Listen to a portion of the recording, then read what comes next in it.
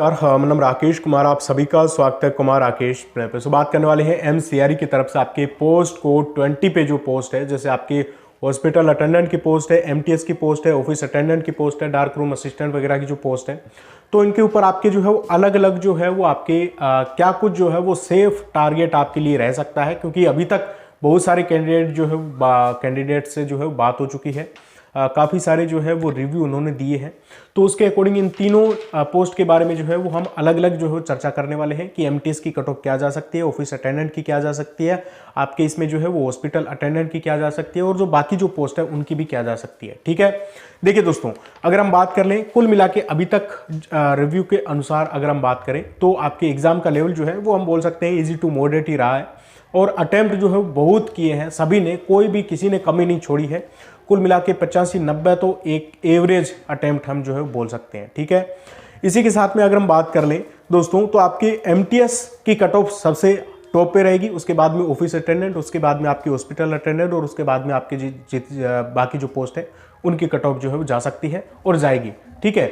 देखिए सबसे पहले अगर हम बात कर लेते हैं एमटीएस के जेन्युइन टारगेट्स को लेकर, तो देखिए एमटीएस की पोस्ट पे जो है वो आपकी कट ऑफ थोड़ी हाई जाने के चांसेस हैं। देखिए अगर आपके जो है वो एमटीएस की पोस्ट के लिए स्पेसिफिक आपके एमटीएस के लिए अगर आप माफी चाहूंगा, देखिए दोस्तों, अगर एमटीएस की पोस्ट पे आपकी जो है वो जनरल कैटेगरी में अगर आपके क्वेश्चन राइट हो रहे हैं, आप ये मान के चलो 78 to 80 के आसपास, ठीक है, ये आपके माइनस मार्किंग हटा के मैं बता रहा हूँ, तो आप जो है बिल्कुल 100% जो है इसमें सेफ हो, आपको कहीं पे भी कोई भी टेंशन लेने की ज़रूरत है ही नहीं। ठीक है, 78 के आसपास आ रहे हैं, ये आपके जो जेन्युइन टारगेट है। ओबीसी कैटेगरी की अगर हम बात कर लें तो ओबीसी कैटेगरी में बहुत ज़्यादा तो डिफरेंस नहीं रहेगा, हालांकि आप ये मान के चल सकते हो कि 77 के आसपास आपके अगर करेक्ट हो रहे हैं ओबीसी कैटेगरी में। इसी के साथ में आपके जो है वो 77 के आसपास क्वेश्चन अगर राइट हो जाते हैं, वो भी नेगेटिव हटा के, तो आप जो है बिल्कुल 100% इसमें भी आप जो है सेफ रहने वाले हो। अगर हम एससी और एसटी कैटेगरी की दोस्तों बात कर लेते हैं, तो देखिए एसटी में थोड़ी कट ऑफ और भी डाउन जाएगी, लेकिन अगर हम एससी की बात कर लें तो आपके अगर 74 के आसपास जो है वो करेक्ट हो जाते हैं, तो आप इसमें भी 100% सेफ। और एसटी की बात कर लें तो ये आपके 70 के आसपास भी टारगेट इजीली रह सकता है, कोई बड़ी बात नहीं है। ठीक है, ये आपके जेन्युइन टारगेट है एमटीएस की पोस्ट की। ठीक है, और इसमें भी आप जो है वो एक से दो क्वेश्चन जो है वो कम और ज़्यादा कर सकते हो, हालांकि कम के चांसेस है, ज़्यादा के बहुत ज़्यादा के चांसेस नहीं है। अब हम बात कर लेते हैं दोस्तों आपके ऑफिस अटेंडेंट की पोस्ट पे, तो इसके जस्ट बाद आपकी जो है ऑफिस अटेंडेंट की पोस्ट पे जो है वो आपकी कंपटीशन रहने वाला है। तो ऑफिस अटेंडेंट की पोस्ट पे अगर आपके जनरल कैटेगरी में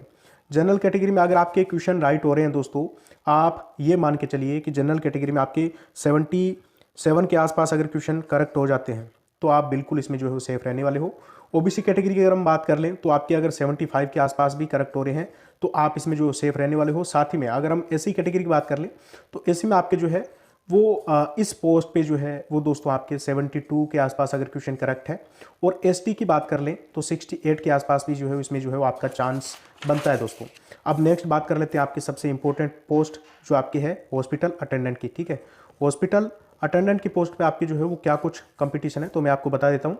देखिए जनरल कैटेगरी में अगर आपकी 75 के आसपास क्वेश्चन करेक्ट है, तो आपका इसमें चांस बनता है, मेरे हिसाब से 100% बनता है। बाकी जल्द ही रिजल्ट आने वाला है, आपको ज़्यादा टेंशन लेने की ज़रूरत नहीं है। ओबीसी कैटेगरी की अगर हम बात कर लें तो ओबीसी में अगर आपके जो है वो इसमें 73 के आसपास बन रहे हैं,